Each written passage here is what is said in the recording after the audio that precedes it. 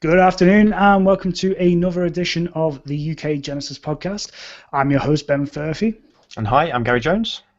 And today we're joined by James Roberts. James is a Genesis aficionado and also the owner and developer at LlamaPress. James, why don't you, aside from that, tell us a little bit more about yourself? Okay, well, LlamaPress is my company name. I spend a lot of time building Genesis child themes. So I do that alongside a bit of freelancing as well. So I'm a Genesis developer and I focus exclusively on Genesis. So I've been doing that for quite a while now. At the moment, I'm doing my freelancing and theme development alongside working full time. And my eventual goal is to get LlamaPress to the point where that's what I can focus on full time. Okay, and how long have you been doing LlamaPress now for? How long in terms of sort of time combined with working full time? Okay, so I started LlamaPress probably it was about midway through last year. I applied for a Virgin startup loan. Virgin Startups, it's an organisation run by the Virgin Group that assigns mentors to people that want to run a business. So I signed up to that, and I got assigned a mentor. And yeah, that was probably about halfway through last year. So I've been working on it since then. Okay, and what was the motivation for you to go off on your own and set up a theme shop rather than necessarily, because your speciality is developer, isn't it? Yeah, that's right. Yeah, I'm a developer. Yeah. So what was the motivation for you to start a theme shop rather than sort of going down the traditional route of freelancing for different people? Well, I've always wanted to run my own business, and I've always been a little bit more creative.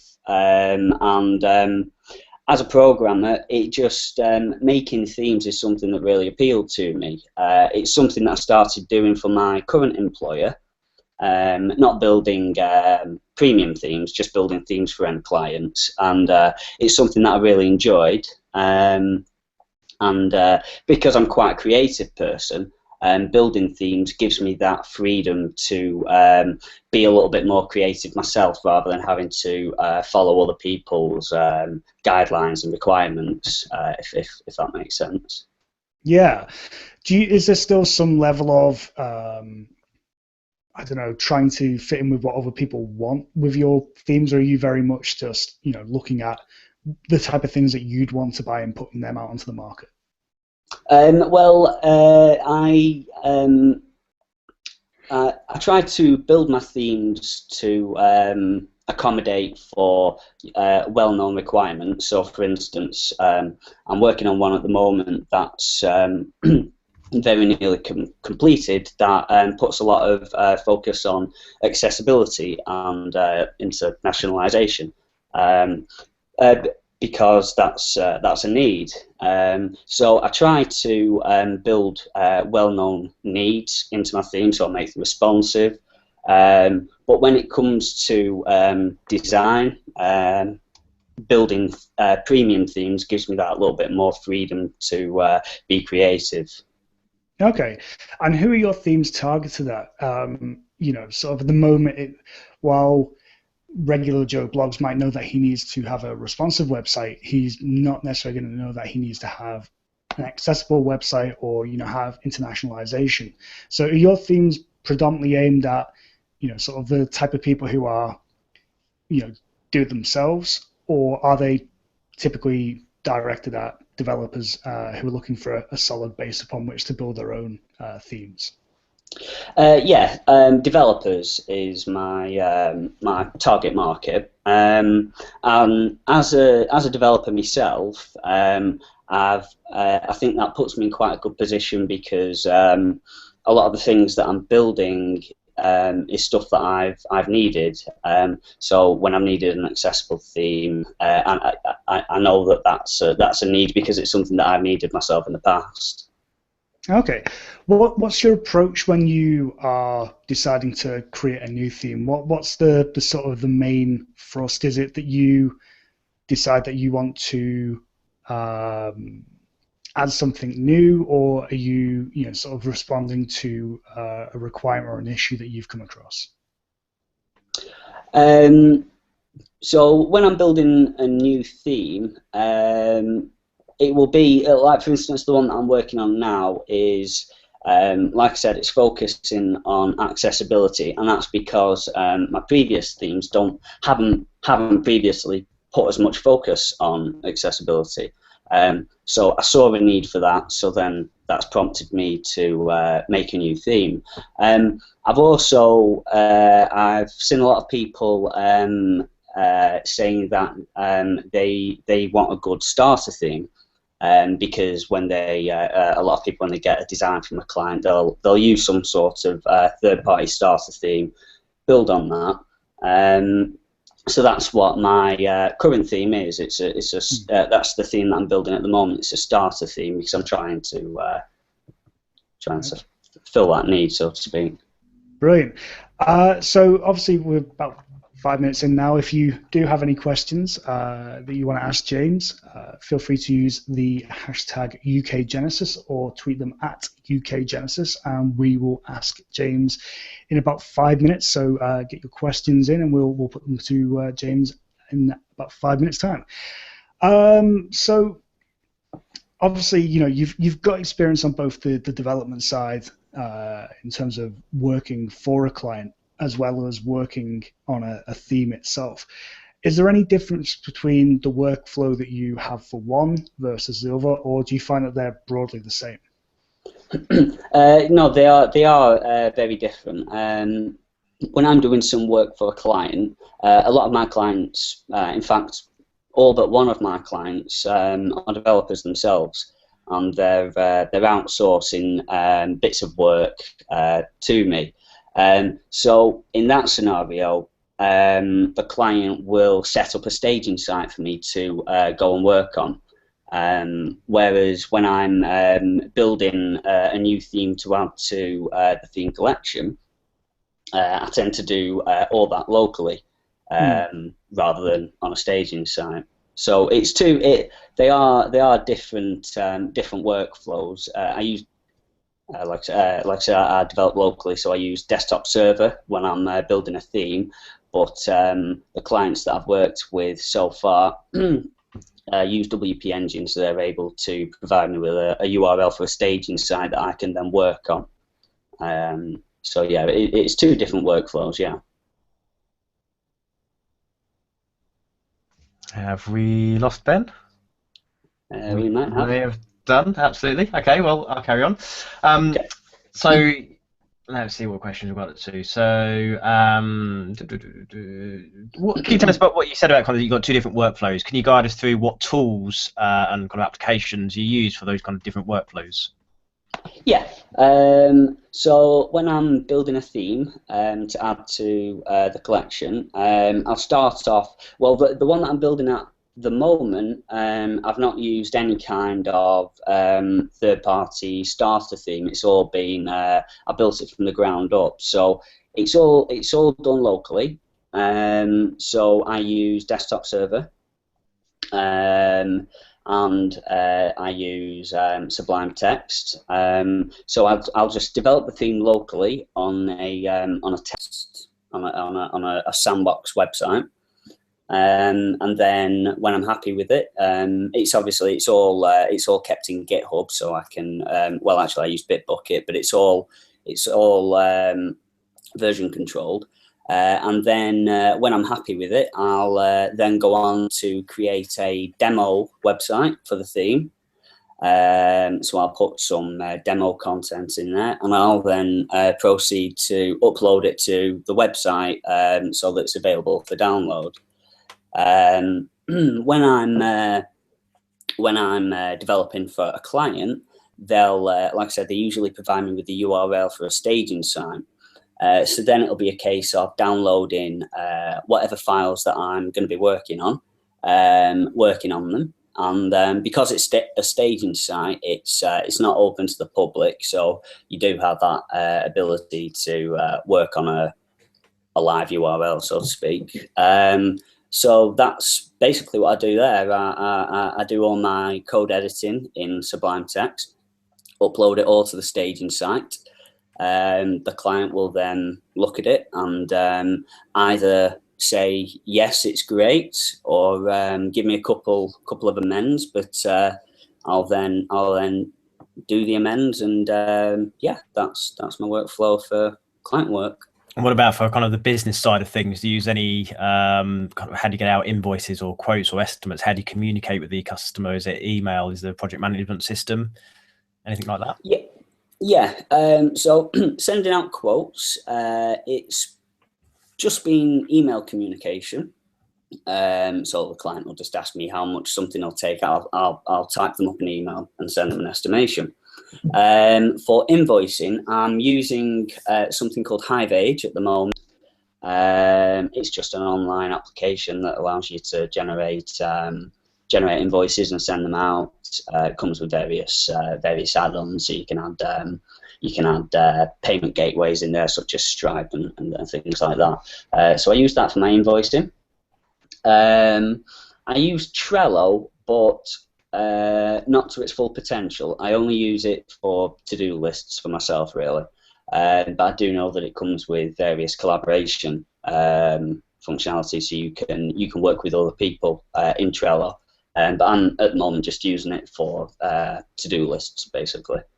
And yeah, I think that's pretty much the tools that I'm using at the moment related to business. Yeah.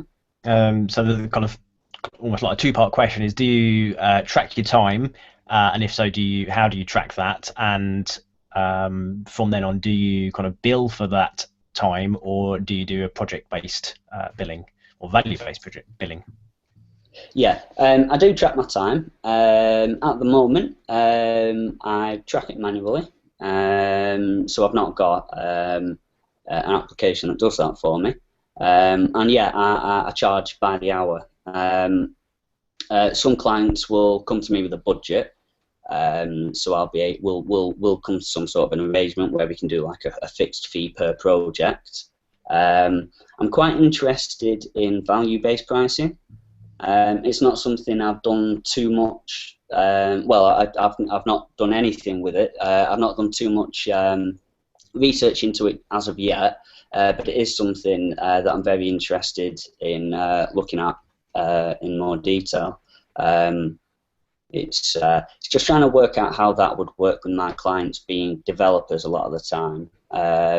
Because it wouldn't quite, I can't see it quite working as easy as it would do if my client was the person who owns the website, if that makes sense. I completely agree. I've looked at is it Kirk Bauman and some of the other kind of value-based pricing folks and all their advice and so on.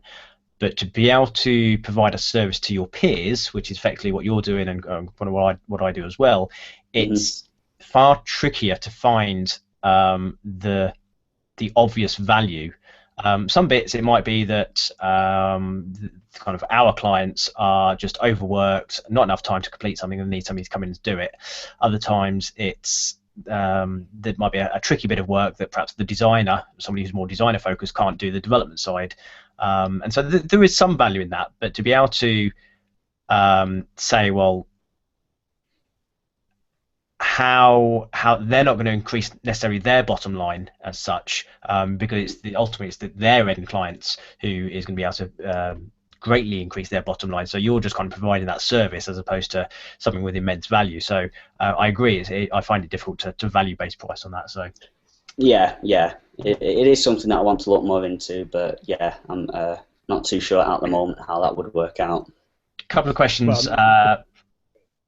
Go on, Ben. I know you want to jump in on this. But I am on Kirk Bowman's podcast later on. It won't be broadcast tonight, but I probably will be talking about web development and value pricing and a couple of ways that you can use the techniques and the the approaches to try and use value pricing within a web development. And apologies for conking out there. The power went out, so not the best. Couple of questions. I'll carry on. A couple of questions from Twitter. One from Angie, and it was exactly the same question from Joe as well. Where did you get the name LlamaPress from, and the logo as well?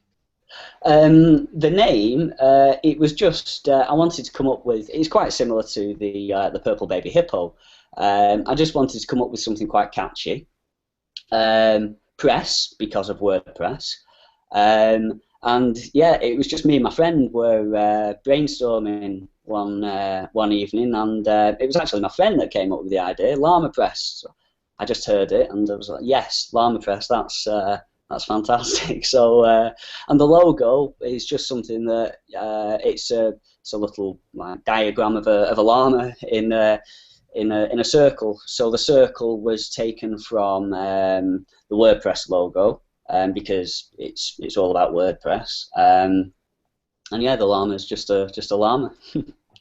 Yeah, well, certainly, you're getting a shout out already in that Angie, Purple Baby Hippo, has said that you've done some great work for her already. So she's obviously one of your clients that you're doing development work for. So that's a positive credit there as well. Really? Yeah. Ben, did you want to come in with some questions? Yeah, sure. So I believe we're up to tools. Right, we've already done that. Yeah. So I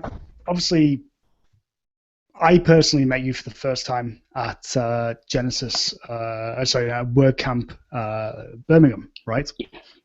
Yeah. So was that your first WordCamp? That was my first WordCamp, yeah. I decided that this year I'm going to get to as many WordCamps as I can. Not just getting to WordCamps, but getting more involved in the community. Mm-hmm. So yeah, that was my first WordCamp, yeah.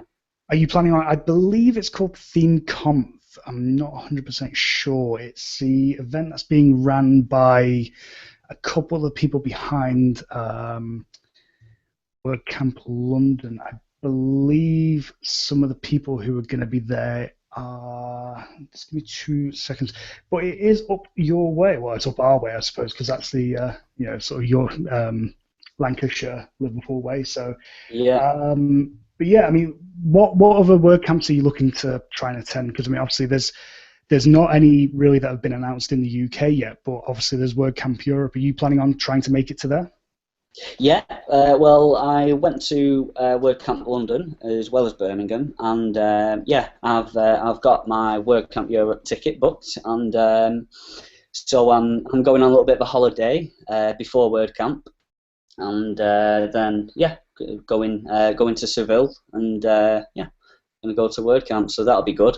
After that, I've not got anything booked, but I want to get to as many as I can, really. So yeah, sorry. ThemeConf is in Keswick and is running from June 18th to 19th, and has Tammy Lister, Jack Lennox, who many of you may know from his WP REST demo that pretty much took over the internet, and David Murphy as well. So we'll put a link into that at the end of the thing. At the end of the show, if anybody's interested. Now, there's a WordPress meetup in Preston, isn't there? That's the nearest one to you? That's correct, yeah. I'm yet to attend, purely because every time the meetup's been on, I've had other arrangements, so I've not been able to attend. But yeah, there is a meetup in Preston. It's fairly new. But it's certainly something that I'd like to get to. Yeah. Are you planning on going to the Manchester one, which is obviously the most established one in the northwest of England? Yeah, again, that's another one that I'd like to get to. It's just a case of making sure that I'm available on the time that the meetup happens. But yeah, I'd certainly like to get to them. Yeah. Is that just is that personal issue? Well, I say personal issues. Is that because of things that you've already arranged within your sort of life outside of work, or is that just because of work commitments that you can't make it to those? Combination of both. It could be a case of like my the last WordPress Preston meetup that I really wanted to get to. I've not made any commitments with anybody there, so there was nobody waiting to meet me or anything. But I couldn't make it due to the amount of client work that I had on, and based on my client deadlines, I just couldn't get away from the desk to get there. So it's just a combination of both, really. Okay. Is there anything in particular that you would like to see disappear from the WordPress community? Well, I think the community itself's really friendly. You want the community to disappear? No, I think the community is really friendly, so I wouldn't say anything within the actual community that I'd like to disappear. Perhaps some of the themes on Theme Forest could be a little bit more or less bloated, perhaps, but community related, there's not really an awful lot that I'd like to see changed. There's a few things code related I'd like to see changed that are being addressed, like there's a few accessibility issues, but nothing really within the community. It's quite a friendly community. Maybe it'd be interesting to get your opinion on this. It crops up every so often. But as somebody who is an experienced developer and is sort of has quite a few people who are willing to give you a quote for how well your work is, and I know that we've worked on projects together where you have done the development and I've done the design and it's come out really well. Project won't be named, obviously, but sort of. Do you find what's your opinion on the topic that keeps on coming up every so often, that there should be some form of qualification, be it official qualification or sort of like community-led qualification, to say that you are a competent developer in an area or you're a competent developer in another area? Yeah. So there's not really an awful lot out there qualification-wise, and if that was a requirement, I'd probably not be able to. I wouldn't be developing at this point. I'd probably still be studying or something like that.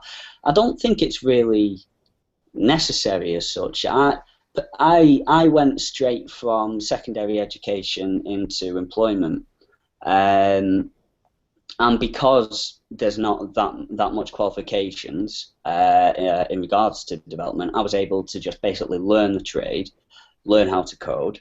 And then I could get stuck right in, which I think is great. And if you were restricted by the need to have a qualification, perhaps less people would be doing it. It's certainly taken me a lot longer to get into it than it has done if there was qualifications that are needed. Yeah. Question from Angie then is, how did you learn to code? I just... I got an interest in it through my. I was working for a plastic manufacturer, working as a production planner in the offices, and it wasn't what I wanted to do. I knew that I wanted to run my own business, so I decided that I wanted to learn how to program. So I just bought some books. I learned the basics at first. I learned HTML, CSS, JavaScript. Then I went jQuery. Then I went onto the server side of things. So I started learning PHP. Then after I'd made a few PHP applications, I then discovered WordPress. And WordPress has got a bit of a learning curve in itself with all the hooks and everything, so I then just concentrated fully on WordPress, and just self-taught really. So how long have you been teaching yourself now? I started just as a hobby, just teaching myself. I think it was about 7 years ago now, yeah. Okay. And I mean, for anybody who might be listening, who might just be starting out or might be, sort of at an early stage, are there any books that you'd recommend people look at if they want to improve their HTML, their CSS, their JavaScript, jQuery, or would you say it might be better to use one of these interactive courses that's out there like Code School or Lynda? Well, when I first started, when I bought books, I didn't know anything about coding, so I bought dummy books. I bought the HTML for Dummies.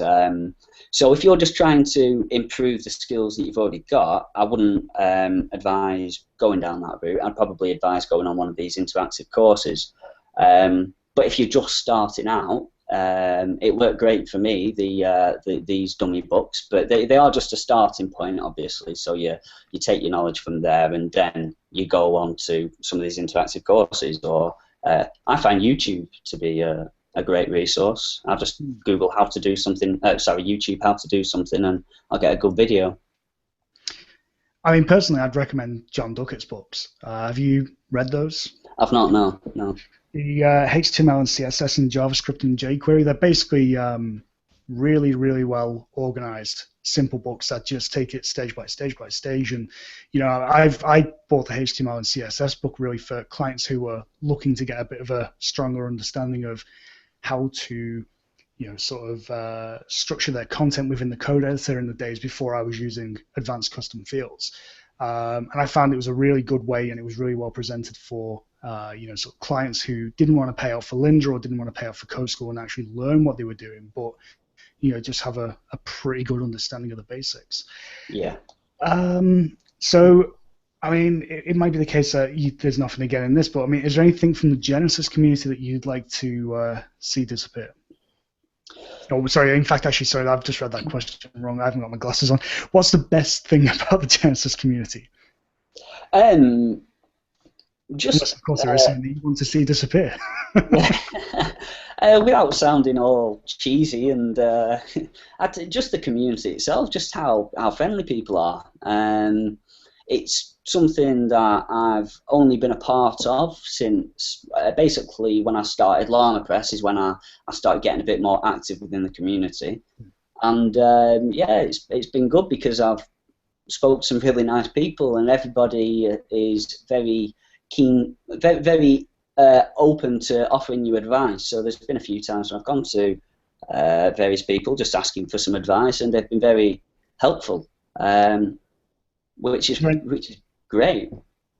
Is there anybody who you would highlight as a community hero? Well, let's just pick Gary out of that because Gary's everyone's hero. So let's just take him out for the time being to make it a little bit less awkward. Okay. Well, yeah. Okay. We're taking Gary out of it then. Well, I mean, I've spoken to you a few times, Ben. And me to take me out of it. Okay. Company excluded. Okay. Well, Jo is she's very knowledgeable, and she's helped me out in the past. She's offered me advice. When I was looking to getting into freelancing, I asked Jo because I know she freelances. I asked her for some advice, and she was very keen to offer me some advice. Stay in a full-time job, it's not worth it. Angie as well. Angie's another person that I've spoken to, and she's very, very knowledgeable. There's loads of people within the community. Okay. And Svidhar as well, of course. Yeah. Yeah. I was going to say. Yeah. And obviously, I mean, just sort of touching upon that, Sridhar actually obviously revealed the other day how much his website is now making, which I think we can all say well done to him because of all the people in the community, he probably deserves it the most from a perspective of just hearing a question and just going out and writing it up and putting it out there initially for free as well. Yeah. How do you see the WordPress, or how do you see WordPress changing in the next 5 years? Is there any particular direction that you see it going in, or is there any particular direction that you'd like to see it going? Well, I went to just before WordCamp London. I went to a contributors day, which was quite fun. I was part of the accessibility team, so it was interesting hearing about some of the improvements that are being made from an accessibility side of things. So there are some changes coming. Well, some improvements. There's that new, I believe it's the REST API. So there's probably going to be some developments there. It's not something that I can see myself really using that much, but there's certainly a lot of work being done there. So yeah. What is it about the accessibility side of things that takes your interest? I just find it interesting. Really, it's a little bit different. It's if I couldn't use the internet for whatever reason, it would be I wouldn't be happy. So I can see that, and I'd hate for like somebody that I know not to be able to use the internet. And with the internet being used in everyday life and in so many different industries now, if somebody can't use it, they're limited in life now. So I think it's quite a worthy cause. It's not. It just feels like a worthy cause. Okay. We're just about halfway through our show with James today from Llama Press. If you've got any questions, then put them on the Twitters at UK with the UK Genesis hashtag, and we'll get them asked to James. A couple of questions that have already come through. Well, from Jan and from Jackie, both related questions, saying about the number of theme shops that are popping up specifically for Genesis. I think Carrie Deals in one of her recent posts mentioned about 15 kind of multi-theme shops that had popped up from different people, and I think Andrea Whitmer had got a list of 30 different places. Some are single theme kind of shops effectively as well. What are your kind of thoughts on that? How do you you said you got a starter theme, but if you were kind of looking around at buying a theme, how do you assess and kind of differentiate between them, and how do you make kind of Llama Press kind of stand out amongst those, if you want to be selling kind of a number of themes as well? Yeah, so I'm trying to, my ultimate goal is to accommodate for two different needs. The developer who's got design, who needs to build a website to that design, and the developer who has, like, for instance, a dentist that wants a dentist website and a dentist design. So one thing that I'm trying to do, and I've started with this theme that I'm working on at the moment, is create a collection of starter themes. Not just one, I'd like to create more than one. So for instance, I'd like to create one that is the more kind of boxed layout. A couple of other different ones. And I'm also trying to build with my starter themes pre-made themes that are going to be targeted for specific niches, like dentists or shops or something like that. So I think being able to cover the need for both developers that have a design and don't have a design could be quite a good thing. And at the moment, there are starter themes out there. But I don't think they're as accessible as perhaps they should be. So and also there tends to be just one kind of starter theme, you know, with the full width header, body, and then the full width footer. So I'd like to create a few different kinds of starter themes as well, because sometimes people get different kinds of designs. So yeah, being able to accommodate for both developers with and without designs could be quite a good thing. And do you prefer working with developers or with kind of other end clients, end user clients? Developers, to be honest. Developers and designers is what I've found I prefer working with. Only because developers and designers tend to understand everything that I'm talking about more than the end client would. Which is perfectly understandable, because the end client isn't a developer or a designer, but it just takes away that whole having to explain in more detail what something means. You know, I don't have to explain to another developer what a custom post type is, whereas I would do to an end client. Okay, good question for you as somebody who's both a developer or a freelance developer and a theme developer. What is your opinion on the difference between customizing a theme and at what point does that become a custom theme? Is there, in your mind, if somebody came to you and they were saying that they wanted to take one of your themes and they wanted to, you know, sort of have a website, what would you say what would you say are the boundaries between when a theme is just one that's been customized and when it really essentially becomes a custom theme in its own? So usually I'd say if you need to use a starter theme and start basically building the look of the of the theme yourself based off a design, then I'd say that's probably a completely custom design, but a completely custom build. But a customization, if you're editing something that's already been built, then I would say that would be more of just a customization rather than a full custom development. So would you say things like adding extra functionality is still a customization, even if it, well, obviously within reason, but sort of adding a plugin, or would you say that customization, if is adding a plugin, if you have to write the code yourself, technically it's becoming custom? Yeah, so if it's an extra bit of functionality, because there's the whole functionality versus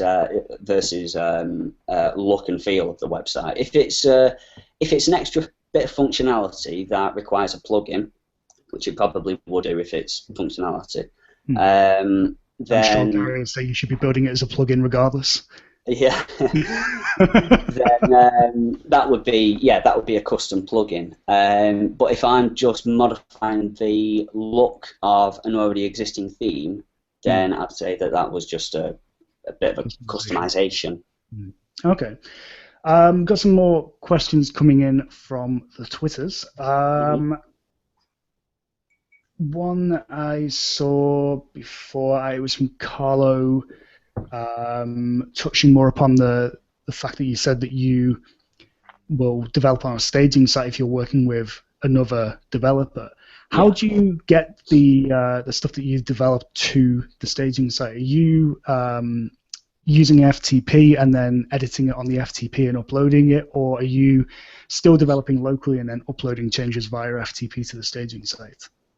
It does depend what I'm doing, but usually it will be a case of if I'm making like a modification to the if I'm working on a plugin, for instance, then I'll develop that locally on just a local website, and then I'll upload that plugin to the staging site. It then may require some CSS tweaks because it would then be in a new theme. And if that's the case, with it being on a staging site, I'd probably just do that through FTP, just download it through FileZilla, make the modifications, and then upload it. Okay. There's another question from Jackie asking, how do you get designers to make accessibility part of their workflow? I might just jump in a little bit and see what you think about this. I don't necessarily think it's per se the designers sort of need to really think fully about accessibility. They need to think about making sure that the colors they're using are accessible, the sort of functionality that they're designing is accessible, but ultimately a lot of the code or a lot of accessibility does come down to how it's coded. So I mean, would you agree that it's not really that there are some elements such as colors and such as sort of interactions that designers need to pay attention to, but ultimately most of the responsibility for accessibility lies in the hands of the developer? Yeah, absolutely. I'd agree with you. There are certain things that a designer needs to take into consideration, like color contrast, and like you don't have a very light bit of text against a light background, and No matter how cool it looks. no matter how cool it looks. It does look cool, but it doesn't work. Yeah, like you said, designing in bits of functionality. So I know a lot of people have got there's some varied opinions on sliders, but I think a designer would need to take that kind of thing into consideration. But when it comes to the more technical side of it, like skip links and screen reader text and stuff like that, then yeah, I'd agree with you. I think that's down to the developer. Okay. Question for Gary from Joe. Why do you not sell a starter theme? My plan is, and I said this 5 shows ago, that my plan for this year was to try and build a course around kind of what would be my kind of starter theme, and it just hasn't happened yet. So yes, ultimately I could. We'll see what happens. Okay. No real answer for that, I'm afraid. It's a politician's answer. Yeah. Quite appropriate. The elections tomorrow. When it's ready, yeah. Are you running for the constituency of Giannis Shuke? That's a good idea. Yeah, we could have done something like that, couldn't we? Right. Well, 20 minutes left. So if you have any more questions for either Gary, myself, or James, feel free to put them into Twitter as usual. There's one question I saw there from Angie. Bearing in mind we've already said that Angie had given you credit for doing some great work for you, yeah. And you said about that you bill on an hourly rate. One of her questions was how accurate is your timekeeping? Fairly accurate. I think there's some sort of trolling going on there as well. Yeah, thank God Joe's not asking because mine's terrible. Mine is absolutely terrible. Yeah, I'm not gonna lie. Jobs can run over. When they do, obviously that's my loss. It's they're not going to get quoted any more. They're not going to get charged any more than they got quoted. I do try and stick to my time estimations as much as I can. They can run over from time to time. I believe a job that I've just done probably did run over a little bit, but generally, I'm quite good with my timekeeping. Yeah. Just an added question onto that. Myself and Joe were having quite an interesting conversation the other week about what is realistically the number of billable hours that you can do in a day. Have you done any look sort of any studies into this, or sort of looked at your own business and figured out actually realistically how many billable hours you are working per day? Yeah, well, not looked at any studies as such, but it's something that I've thought about. So obviously you've got to take into the time that you're not billing, so that running a business brings various bits of admin and dealing with your accounts and stuff like that, which isn't chargeable time. Now, I spend a lot of time over the weekends as well working on Llama Press. So, I mean, I'm very busy, but because of the weekends, I'm able to get a lot of my non-billable time in that time, which leaves my evenings to bill for, basically. Do you find that you ever burnt out working every weekend, or do you always try to make sure you take some time off to avoid that? Yeah, I don't think I've ever got to the point where I have actually had a burnout, but I've felt close before. And when that's happened, I can see the signs. So I just make sure that I take a little bit of time off when that happens. Because working all the time, it can get tiring. So when that starts to happen, I just take the weekend off and make sure that people know I'm not going to be available for that weekend, and I just game or something for the weekend. Okay. One last question from Jackie before we go into the quickfire round. It's a question for all of us. How do you manage sanitation or sanitization of adding features to customize in Genesis? I'm going to add my hands up, and I say I would probably ask Gary on Slack, in all honesty. So I'll defer to him and James, who are much more competent developers than I am. I have to say, from my point of view, I've not done too much with the customizer. I generally don't like it, and I found that in 4.2, where there used to be the separate pages for kind of adding the background and various other bits, that you're now forced into the customizer, which is just not something I'm comfortable with. I know you can customize the customizer, and kind of you can make it wider, and you can do all sorts of things. And I'm sure from a usability point of view, it's much more helpful than having plugins and themes adding their own settings pages, but it's not something that I personally think works. But for end users who are less knowledgeable, it definitely may work for them. I almost certainly, I'd have to kind of check this, but almost certainly there'll be where you can add a control and where you can add a setting and panels and a section, I think it is. Otto did a post just outlining kind of the new bits in WordPress 4.2 this week, I think it was. So have a look on probably autodestruct.com, I imagine. I imagine somewhere in there, when you're kind of adding the setting, there's an option perhaps either for a callback or some other way to kind of sanitize the setting that is saved to the database.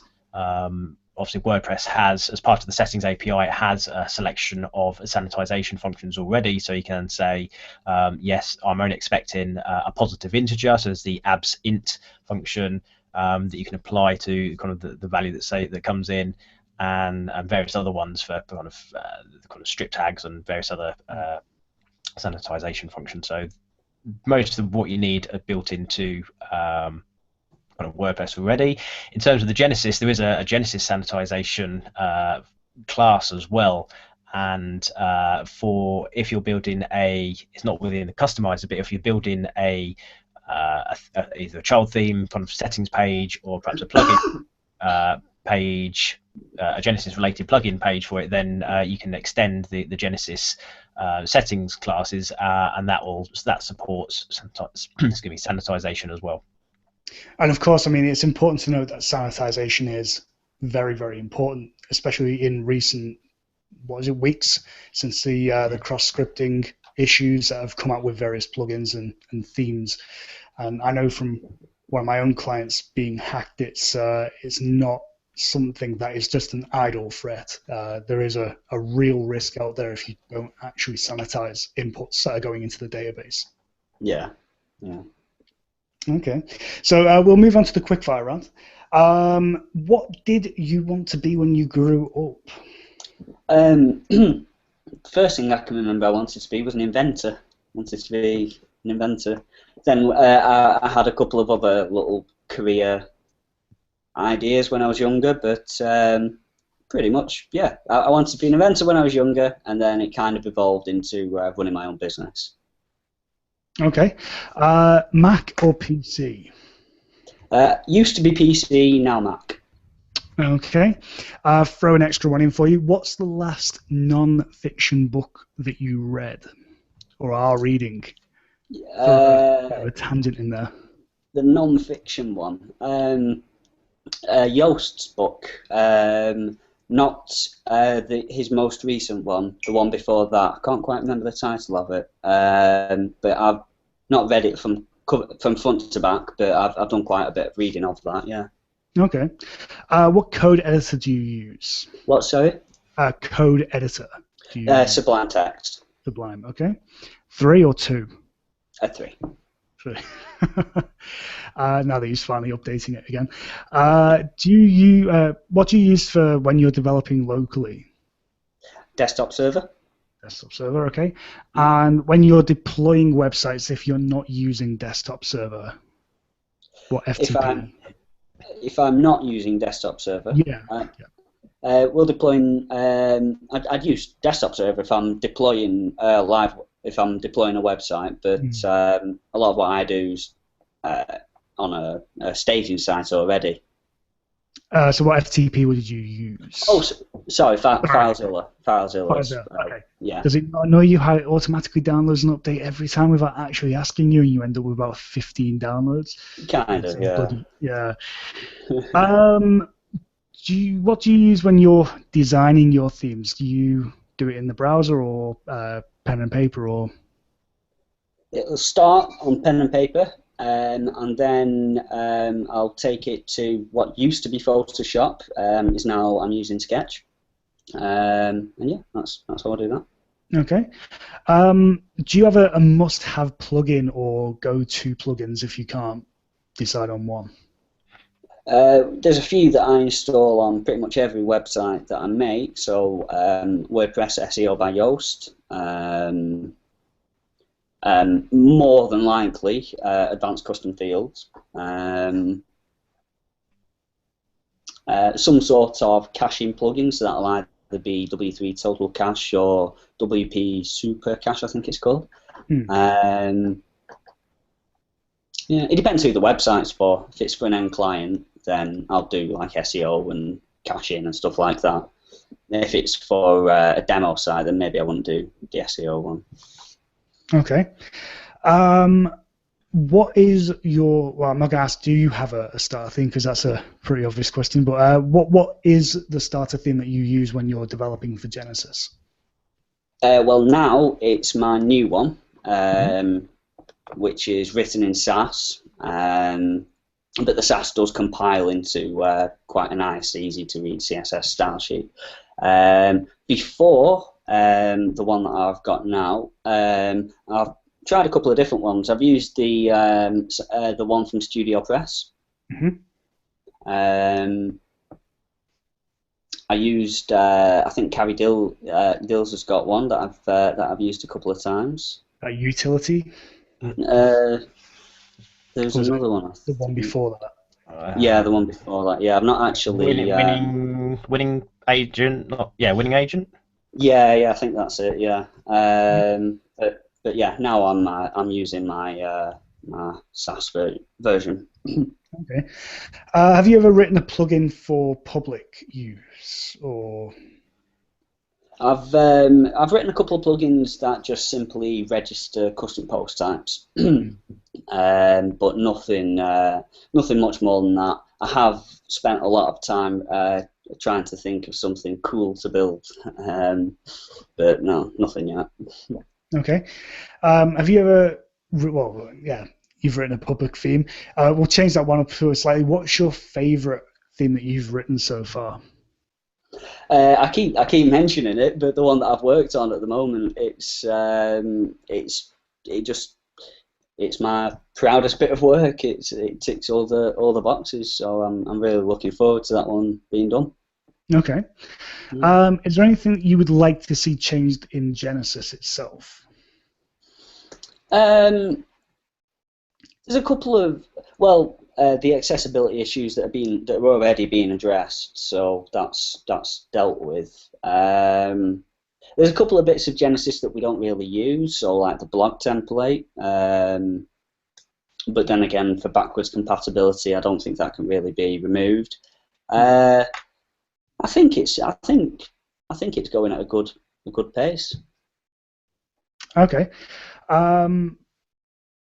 Again, obviously, we've touched upon how much you consider things like accessibility and that sort of thing. So we'll skip that one for the time being. Are you obviously Genesis Camp is coming up in July? What date exactly is it, Gary? Is it the 5th? I think. Can't remember exactly. Yeah, I'm putting Gary on the spot there. Anyway, it is in July. We'll get the exact date soon. But are you planning on presenting there? And if you are, is there any particular topic that you're looking to present on? Or if not, is there anybody who you would like to see talk at Genesis Camp? Yeah, so I'm in the Slack channel. It's not something that I've had much involvement with, unfortunately. It's something that I'd like to get more involved with. It's just with with what the amount of work that you've got on, it's hard to to absolutely everything. But it's certainly something that I like to get more involved in. And as for who I'd like to see speaking, there's plenty of people within the community that I'd like to see speaking. Both of you guys would be quite good. I think we are actually doing a special UK Genesis podcast on the day. Oh, nice. At least that's the idea at the moment. And Gary's sister kindly informed me it's the 18th and 19th of July. So it's Saturday and Sunday. So unless you have a weekend job, not really any excuse unless, of course, your other half demands that you don't spend all day watching it. So yeah, brilliant. Okay, last question on the quickfire round is: how do you manage your code snippets? I've been using Evernote lately. I've used a couple of different things in the past. I've used Dropbox, but no, I'm using at the moment using Evernote. Okay. Quite happy with it. Okay. So we're 5 minutes away or 4 minutes away from the end of the show now. If there are any last-minute questions, now's the time to get them in using the hashtag UKGenesis or at UKGenesis. In the meantime, is there anybody who you would like to see on the podcast in the future? There's a few people. I can think of. I think Carlo would be quite interesting to get onto the podcast. I know he's. I think he's still in the UK. Rich from iFamily. He would be quite interesting. I was going to say Jo, but she's already been on it, hasn't she? Yeah, Carlo and Rich would be quite good, quite interesting people to see. Okay. And throw another one in the works.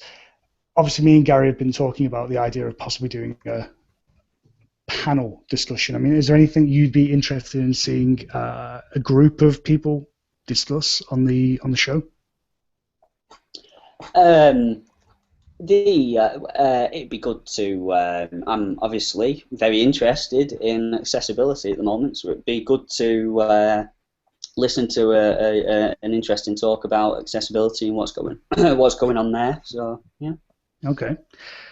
And where can people? Oh, in fact, actually, one last question. I think this one might actually be for Gary. Where is it? Jackie asking, why not split Genesis development to exclude legacy code? I think you've touched on this one before, haven't you? Yeah, the current, obviously, if you look through Genesis code at the moment, there's several calls to a function called Genesis_HTML5, and if you have added theme support for Genesis for the HTML5, then it will echo one thing, and if not, it'll echo the XHTML version. One of the problems with that is that you then get all these calls throughout. So an alternative is to say have all of the HTML5 code files in kind of one directory and all of the XHTML ones in another, and they can have kind of duplicate function names, and then you basically do one call early on that will allow you to say, well, use all the kind of require all the files from this side or require all the files from the other directory. For backwards compatibility, that would be the best way, rather than just kind of deleting it and excluding, or getting rid of all the code altogether. So that was the way I'd prefer to see it done, rather than just a straight out delete, because then you're not having that extra code loaded up kind of during every request. If it's something that well, I'm never going to use XHTML version again, so you can just exclude it that way. But that then becomes down to split that up. It is going to be a big architectural change, and whether kind of StudioPress want to undertake that depends on their resources and obviously kind of developer opinions and so on. Okay, brilliant. So that is the end of the show. One last question, James. Where can people find you online? They can go to my website, llamapress.com, or they can find me on Twitter at llamapress, and I'm also in the Slack group, so you can find me in there as well. Okay, brilliant. So next fortnight or next show, who have we got on, Gary? Next foresight, we've got Clive Walker from Horsham in West Sussex. Okay, brilliant. So obviously, next show will be in 2 weeks, which will be the 20th of May. Can't believe the year's going this quickly already, but it is. So thank you very much for joining us today. Thank you, James, for coming onto the show, and we will all see you in a fortnight. Thank you very much, James. Thank you for everybody else sending their questions in. Bye-bye. Cheers. Bye.